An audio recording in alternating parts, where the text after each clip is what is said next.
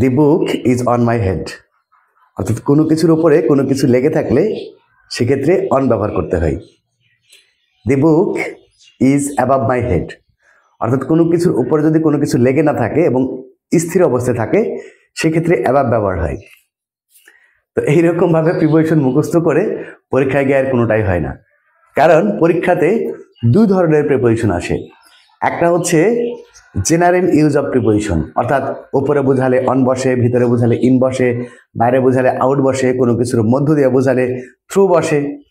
কিন্তু সবচেয়ে বেশি যে প্রিপোজিশনটা আসে সেটা হচ্ছে অ্যাপ্রোপ্রিয়েট প্রিপোজিশন, অর্থাৎ ইংরেজি কিছু শব্দের সাথে একটি নির্দিষ্ট প্রিপোজিশন সবসময় যুক্ত হয়। যেমন ধরেন অ্যাটেন্টিভের পরে কি বসে? টু বসে। সাফারের পরে কি বসে? ফ্রম বসে। কনসাসের পরে কি বসে? অফ বসে। এইরকমভাবে আপনাদেরকে অ্যাপ্রোপ্রিয়েট প্রিপোজিশন মুখস্থ করতে হয়। তো এই প্রিপোজিশন কিন্তু রয়েছে প্রায় 3000-এর ওপরে। তো এই 3000-এর মতো প্রিপোজিশন মুখস্থ করে সেগুলা মনে রেখে পরীক্ষাতে সেইগুলা লেখাটা কিন্তু বেশ কষ্টসাধ্য। তো আপনাদের এই কষ্টটাকে একদমই সহজ করে দিয়েছি আজকে। সারা বাংলাদেশের সকল বোর্ডের বিগত 10 বছরের প্রশ্ন অ্যানালাইসিস করে আমি আপনাদের জন্য 60টি প্রিপোজিশন একত্রিত করেছি এবং এই 60টি প্রিপোজিশন মাত্র 3টা লেটার দিয়ে শুরু হয়েছে। 60টি প্রিপোজিশন শিখবো মাত্র 3টা লেটার দিয়ে, এবং এই 60টি প্রিপোজিশন যদি আপনি একটু মুখস্থ করে রাখতে পারেন তাহলে পরীক্ষাতে কিন্তু শতভাগ কমন পাবেন। তো চলুন শিখে নিই মাত্র 3টা লেটার দিয়ে কিভাবে 60টা প্রিপোজিশন মুখস্থ করা যায়। তো প্রথমেই আমরা শিখব যে প্রথম এ বি সি এই 3টা অক্ষর দিয়ে যে সকল ওয়ার্ড শুরু হয়েছে এবং তাদের পরে কোন কোন ক্ষেত্রে অবের ব্যবহার হয়। একটু খেয়াল করুন, আপনারা যেভাবে এটা পড়বেন মুখস্থ করবেন সেটা হচ্ছে অ্যাফেয়ার অফ মানে সংশ্লিষ্ট। আমরা যেমন পড়েছি ক্যাট মানে বিড়াল, ডগ মানে কুকুর, তারপরে হচ্ছে কি হ্যান্ড মানে হাত, হেড মানে মাথা, ঠিক এইভাবে প্রিপোজিশনটা সহ আপনি শব্দটা বাংলা অর্থ সহ পড়বেন। কিভাবে পড়বেন? অ্যাফেয়ার অফ মানে সংশ্লিষ্ট, অ্যাওয়ার্ড অফ মানে সচেতন, অ্যাফ্রেড অফ ভীত, অ্যামাউন্ট অফ মানে মোট পরিমাণ, অ্যাংশাস অফ মানে কি উদ্বিগ্ন, অ্যাপ্রিসিয়েশন অফ মূল্যায়ন করা, অ্যাকিউজ অফ মানে অভিযোগ করা, এরপরে হচ্ছে অ্যাম্বিশাস অফ মানে উচ্চাকাঙ্ক্ষী, অ্যাসাম্পড অফ মানে লজ্জিত, অ্যাসিওর অফ মানে নিশ্চিত করা। এই যে 10টা শিখে ফেললাম সবগুলো কিন্তু অফ দিয়ে এবং এ অক্ষর দিয়ে।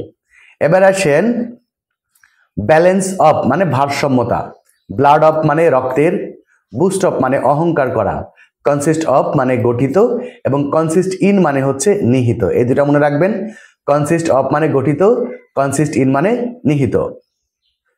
কমপ্লিশন অফ মানে পূর্ণতা, কম্পোনেন্ট অফ মানে মিশ্রণ, কেয়ার অফ মানে যত্নবান, এরপরে হচ্ছে চেঞ্জ অফ মানে হচ্ছে পরিবর্তন করা, কনসাস অফ মানে সচেতন, ক্যাপাবল অফ মানে উপযুক্ত। ব্যাস, এই যে 20টা প্রিপোজিশন হয়ে গেল এবং সবগুলো হচ্ছে এ বি এবং সি দিয়ে শুরু হয়েছে এবং প্রত্যেকের পরে অফ ব্যবহার হয়েছে। এরপরে আমরা দেখব যে এ বি এবং সি দিয়ে যে 20টা শব্দ শুরু হয়েছে। অ্যাটেন্টিভ টু, অ্যাটেন্টিভ টু মানে মনোযোগী, অ্যান্সার টু মানে উত্তর দেওয়া, অ্যাকর্ডিং টু মানে অনুসারে, অ্যাডজাস্টেন্ট টু মানে খাপ খাওয়ানো, অ্যাডহিয়ার টু অর্থাৎ লেগে থাকা, এরপরে হচ্ছে অ্যাডিক্টেড টু মানে আসক্ত, অ্যাক্সেস টু প্রবেশাধিকার, অ্যাড টু মানে যোগ করা, অ্যাকুস্টম টু মানে অভ্যস্ত, অ্যাকসেপ্টেবল টু মানে গ্রহণযোগ্য। তাহলে 10টা শিখে ফেললাম, প্রত্যেকটি শুরু হয়েছে কি দিয়ে? এ দিয়ে, এবং প্রত্যেকের পরে কি বসে? টু ব্যবহার হয়। এরপরে হচ্ছে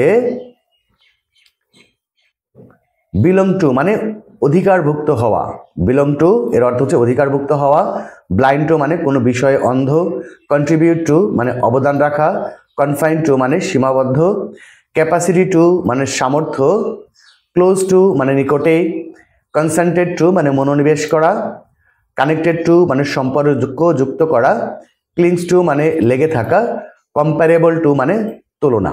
ব্যাস, তাহলে আপনারা এই যে 20টা প্রিপোজিশন শিখে গেলেন। তাহলে আমরা ইতিমধ্যে শিখে গেলাম কয়টা? মোট 40টা প্রিপোজিশন, এবং এইগুলো কিন্তু বিগত 10 বছরের বোর্ড প্রশ্ন অ্যানালাইসিস করে তৈরি করা। তো এইগুলো যদি আপনারা মুখস্থ করেন তাহলে পরীক্ষাতে কমন পাওয়ার সম্ভাবনা কিন্তু শতভাগ। সুতরাং এগুলা খুব গুরুত্ব সহকারে দেখুন এবং ভালো করে এগুলা খাতায় নোট করে নিয়ে মুখস্থ করে ফেলবেন। এরপরে আমরা দেখব যে এ বি সি এই তিনটা অক্ষর দিয়ে এমন কিছু শব্দ শুরু হয়েছে যাদের পরে হচ্ছে উইথ বসে।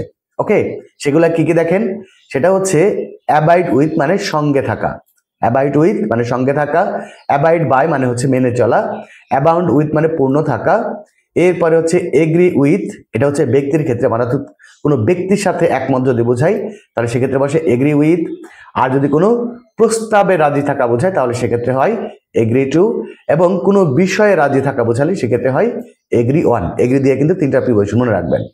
এরপর আছে অ্যাংরি উইথ মানে কোনো ব্যক্তির সাথে রাগান্বিত হওয়া, আর অ্যাংরি অ্যাট অথবা অ্যাবাউট এটা হচ্ছে কোনো বস্তুর সাথে রাগান্বিত হওয়া। অ্যানয়েড উইথ মানে বিরক্ত হওয়া, কোনো ব্যক্তির উপরে যদি বিরক্ত হয় সেক্ষেত্রে অ্যানয়েড উইথ বসে, আর অ্যানয়েড অ্যাট হচ্ছে কোনো বিষয়ে বিরক্ত হওয়া, সেটা হচ্ছে অ্যানয়েড উইথ, অ্যানয়েড অ্যাট। এরপরে হচ্ছে অ্যাসোসিয়েটেড উইথ অর্থাৎ জড়িত থাকা, কোনো ব্যক্তির সাথে যদি জড়িত থাকা বোঝায় তাহলে অ্যাসোসিয়েটেড উইথ হয়। আর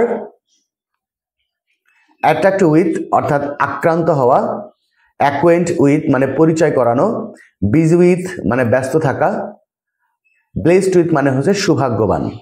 তাহলে দেখেন এইগুলা কিন্তু সবগুলা শেষেই উইথ বসেছে। এরপরে আসেন আমরা যেটা শিখব সেটা হচ্ছে কনসিস্টেন্ট উইথ মানে বিরাজমান থাকা, কমিউনিকেশন উইথ এর অর্থ হচ্ছে যোগাযোগ স্থাপন করা, কানেকশন উইথ মানে কোনো কিছুর সাথে সম্পর্ক যুক্ত করা বা কোনো কিছুর সাথে যুক্ত করা, কভার্ড উইথ মানে ঢেকে রাখা, ক্লাশ উইথ মানে অমিল হওয়া, এরপরে হচ্ছে কন্ডোল উইথ মানে সমবেদনা প্রকাশ করা, কপ উইথ এর অর্থ হচ্ছে এটে ওঠা বা আটিয়ে ওঠা, কমপ্লাই উইথ মানে সম্মত হওয়া, করসপন্ড উইথ মানে আদান প্রদান করা, ক্রেডিট উইথ মানে হচ্ছে জমা হওয়া। তো এই যে মোট আমরা 20টা করে মোট 60টা প্রিপোজিশন শিখে গেলাম, সেটা হচ্ছে অফ, উইথ এবং টু এর ব্যবহার। অর্থাৎ এই 7টা প্রিপোজিশন কিন্তু খুবই গুরুত্বপূর্ণ। তো আমার যারা পেইড কোর্সে ভর্তি হয় এরকম অসাধারণ হ্যান্ড নোটের পিডিএফ ফাইল কিন্তু তাদেরকে দিয়ে দেওয়া হয়। আপনিও যদি আমার অনলাইন ব্যাচে ভর্তি হতে চান তাহলে স্ক্রিনে দেওয়া নাম্বারে এখনই যোগাযোগ করুন। এবং আগামী জানুয়ারি 2026 থেকে কিন্তু প্রত্যেকটা ক্লাসের নতুন ব্যাচ শুরু হতে যাচ্ছে। তো আপনি যদি আমার অনলাইন ব্যাচে ভর্তি হতে চান এবং ইংরেজির ভয় সারা জীবনের জন্য দূর করতে চান এবং ইংরেজি ভাষাটাকে যদি ম্যাজিকের মতো করে শিখতে চান তাহলে এখনই যোগাযোগ করুন। সবাই ভালো থাকবেন, সুস্থ থাকবেন। আল্লাহ হাফেজ।